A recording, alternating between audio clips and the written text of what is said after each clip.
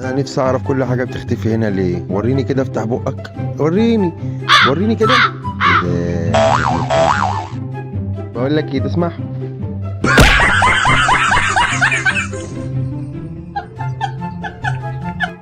العب معايا. اشمعنى انت لابس الحزام التخين وانا لابس الحزام الرفيع؟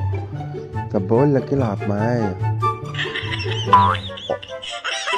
تصنع الفارق ايضا بمنظومتها الدفاعيه. الريال شوف كيف منظم كما ينبغي. راكيتيتش، لا لا لا، با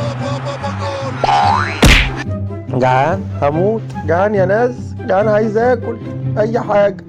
قطه؟ لا لا لا لا، انا ما بتاكلش، ده لحم مر، ده انا بموت حتى تاكل لحم ميت. طول عمري بحب الكلاب الصغيره علشان مش شرسه. بعدين ما شاء الله ده بيبي فيس وشكله لطيف وكيوت. تعالى يا حبيبي، تعالى تعالى يا حبيب قلبي انت. يا ابن كلب. بابا يا بابا، انا بخاف من الكلاب. تعالى طلعه انت. اطلع يلا، اطلع يلا يا ابن الكلب. اللي ميه وبشرب. الله يرحم لما كنت في البحيره كنت بشرب وبعوم فيها، والنبي العوم، والنبي العوم ما احرم نفسي من حاجه. ايه ده؟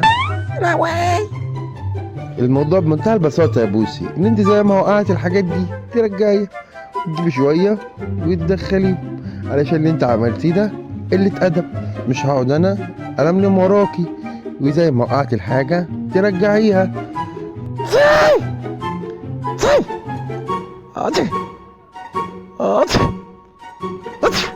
خلاص خلاص بقى يا ابن المقرفة في البق. البحيرة دي فيها سمك يا لهوي.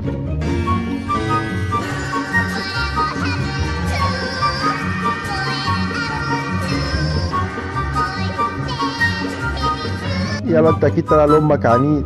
ارفع دي، نزل ايدك دي بقى يا ابني، نزل ايدك يا ابني. ما تنزل واحده ترفع التانيه، نزل. يلا خش لي بسرعه. ها ها ها.